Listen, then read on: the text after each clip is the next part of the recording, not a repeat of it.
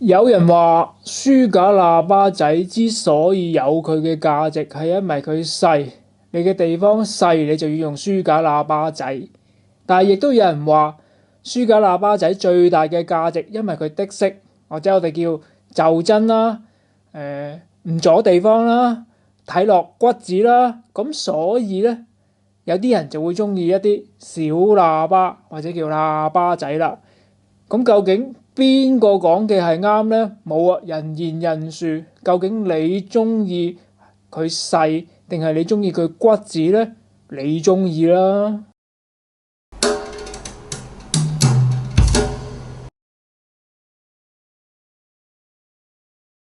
你好，陳海川，今次要同大家介紹嘅就已經我側邊啦，係一對喇叭仔或者叫書架喇叭啦。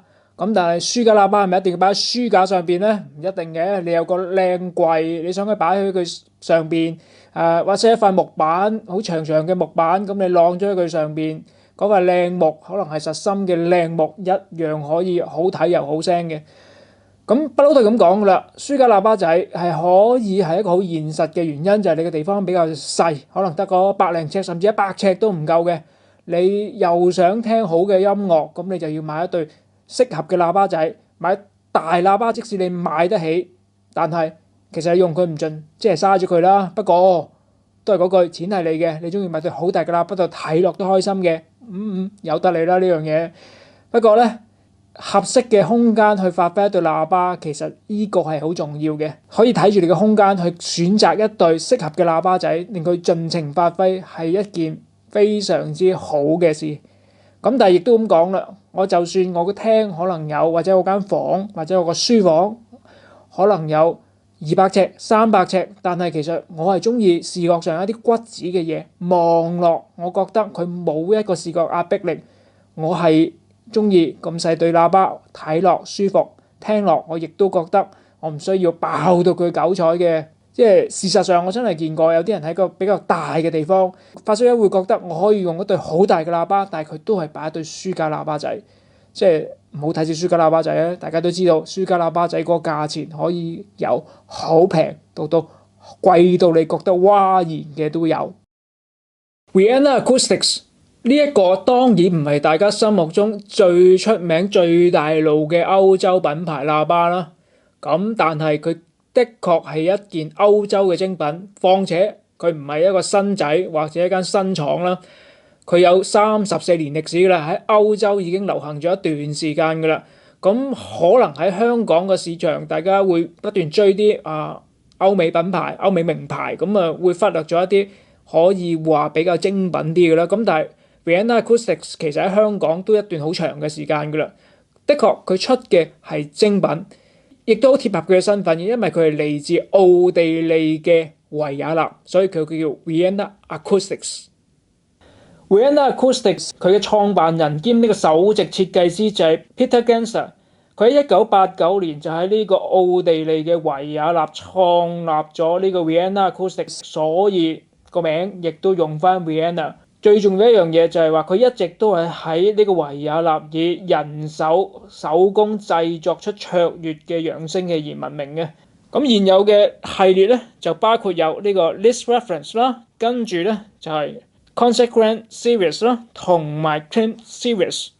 睇到佢呢啲名，你都知道藝術成分真係好高。咁究竟係幾多層樓高呢？真係大家要聽下實物先知道啦。不過亦都咁講，佢都真係會用可能佢中意嘅藝術家啦，可能音樂家啦，又或者佢嘅一個叫旗艦，亦都係一個經典系列啦，就係呢個 Klimt 啊。如果大家有睇過嗰幅叫做 The Kiss 嘅，上邊好得意嘅一男一女好似有擁吻咁，但係又有一啲好黃金好華麗嘅感覺。嗰張畫原來佢呢個經典系列就係用咗呢個藝術家嘅名噶啦。咁個經典系列就係佢有3個型號啫， The Music， 跟住就係 The Kiss， 另外就有 Poetry 係一個中置喇叭。咁 The Kiss 咧就係一隻好特別嘅喇叭，就係你可以話係一隻好似書架喇叭，佢有個腳架但係又晾起咗。咁但係大家睇到圖片啦，除咗個頭可以擰下佢嘅叫 Music Center 嘅設計之外咧，下邊嗰隻腳亦都設計得非常有型，好有藝術氣息嘅。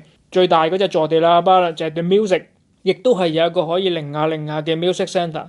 咁啊，music center 其實除咗可以獨立調校佢嘅 tone in tone out 角度，唔需要去影響到個低音箱嘅角度之外咧，佢最重要嘅就係佢係一個同軸嘅2路單元。咁啊，講翻今次要介紹嘅主角 Haydn 嘅 Symphony Edition Signature， 哇，個名好似好長咯，或者你都可以簡化佢嘅，變咗做 Haydn 嘅 SE Signature。不過如果大家將個 SE 咁樣簡化之後，可能會令人有誤會係咪 Special Edition 啊？不過唔緊要，大家只要記得佢係而家嘅唯一 Haydn 嘅最新版本。咁佢係嚟自一個系列，就係叫做 Concert Grand Series。咁 Concert Grand Series 其實裏邊有好幾個型號嘅，咁包括佢嘅頂級型號啦，就係呢個 Beethoven's Reference。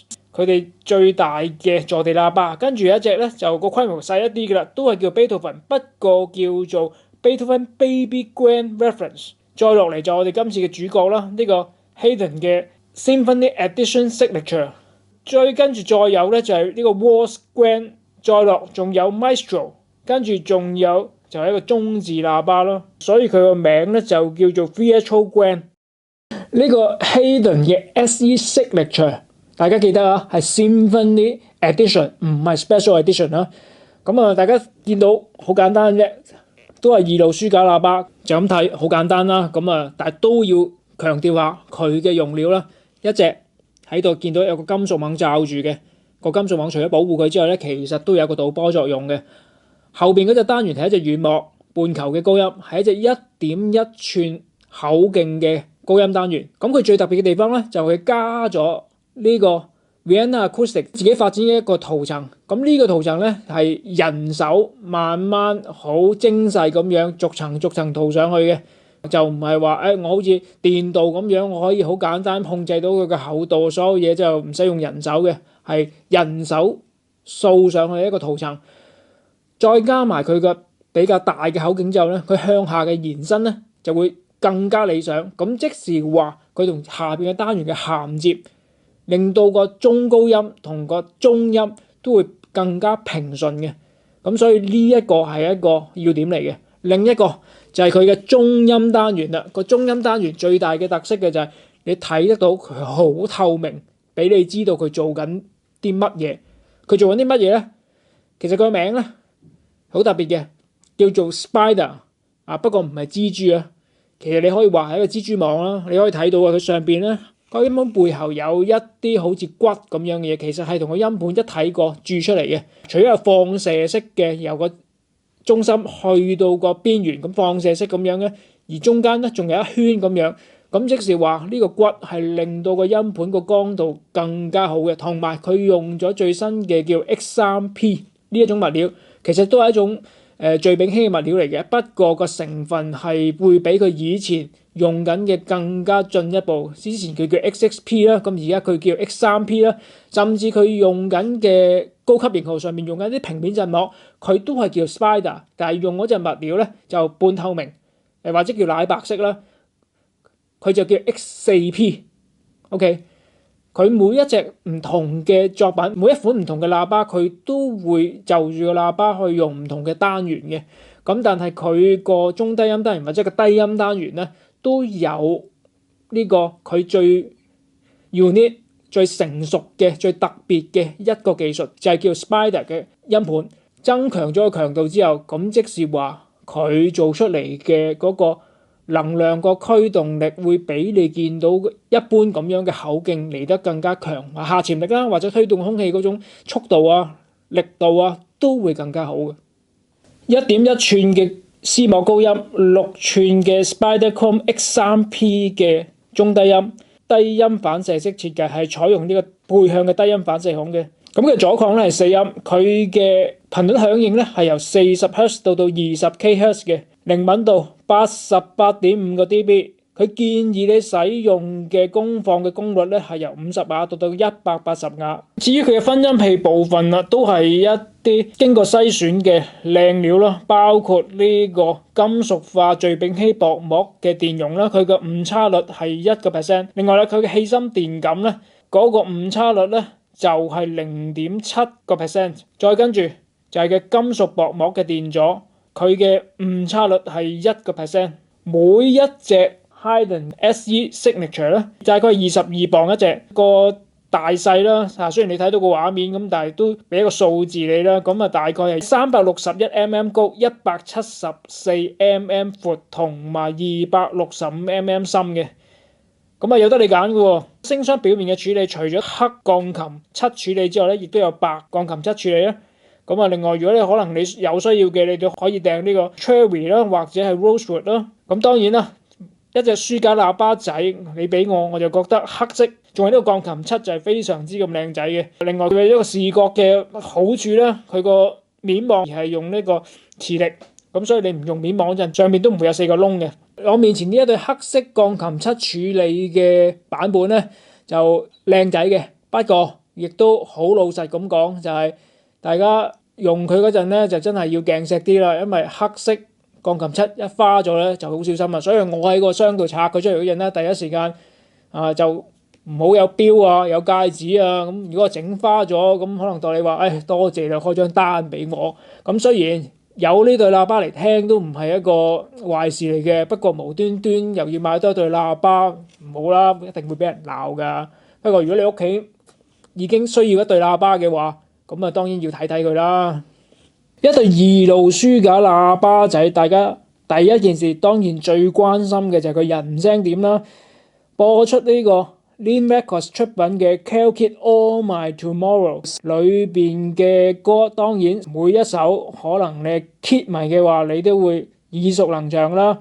咁例如 Don't Worry About Me 一開始嘅時候用甜美嘅聲線啦，你可以話 Carol Kid 嘅歌唱技巧簡直係出神入化，絕對係發燒級嘅女聲。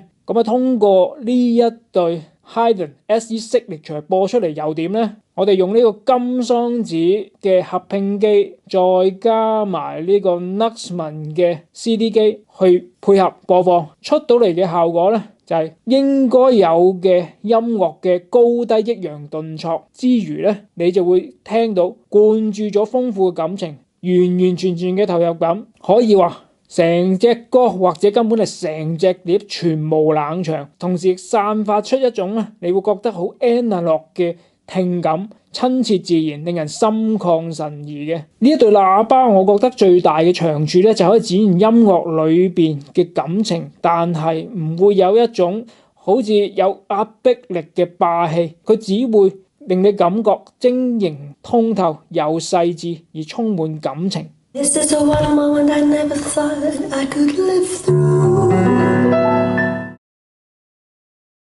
on a one-way street. Worry about me, forget about me。一對2路書架喇叭仔播人聲，好聲靚聲，甚至甜美，大家可能會覺得係一個預設嘅要求，應該嘅。咁跟住一定會問爆唔爆得啊？可以話俾大家聽係爆得嘅。播出呢個 Living Stereo 出品嘅 Stokowski 嘅 Rhapsodies 裏邊嘅 Hungarian Rhapsody 嘅 Number 2。其實呢隻碟係咩呢？大家成日都講嘅就係個封面啦，白頭佬裏邊嘅匈牙利狂想曲，肯定所有發燒友都會聽過呢一首可以話好 Hi-Fi 嘅音樂啦。咁喺呢對2路書架播出嚟嘅感覺係點呢？可以話俾大家聽，喺我哋大概145平方尺嘅細房裏邊咧，有足夠嘅說服力，同埋係播出一個宏偉寬闊嘅場面，低頻嘅分量你可以話係恰到好處。就算因為要攞得呢個比較好嘅低音，而將呢對喇叭比較貼近嘅後場擺咧，亦都唔會有好明顯嘅嗰啲撞聲。當然你唔可以話貼晒後場，同埋個背板同後場完全平衡咁放啦。大型交響曲嘅氣勢，你聽落絕對唔會覺得佢含蓄緊湊嘅音樂氣氛，亦都唔會比小型坐地喇叭明顯遜色。喺有限嘅聆聽空間裏邊咧，可以話啱啱好聽得過癮。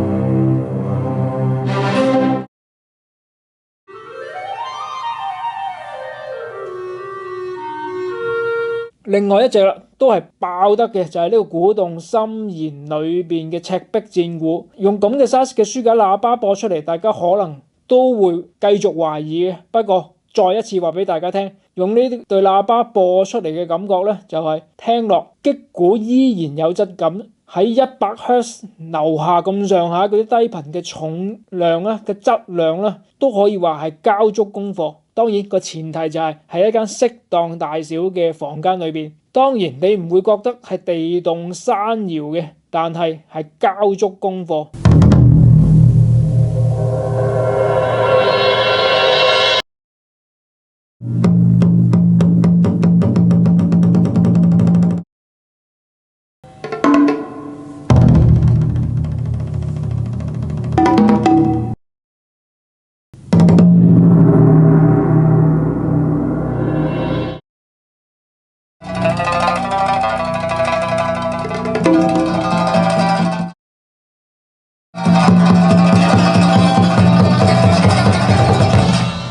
再聽聽戈壁騎兵咧，小軍鼓同埋其他嘅小鼓咧，可以話咧好細緻咁描繪咗呢個音樂出嚟，演繹嘅一幅畫面，感覺逼真。嘹亮嘅小號咧，你唔會覺得佢刮耳嘅，整個音樂完美咁展現咗騎兵馬蹄踏步嗰種節奏，散發一種令人平息靜氣嘅氣氛。成件事就係由呢對小書架喇叭播出嚟，營造出嚟。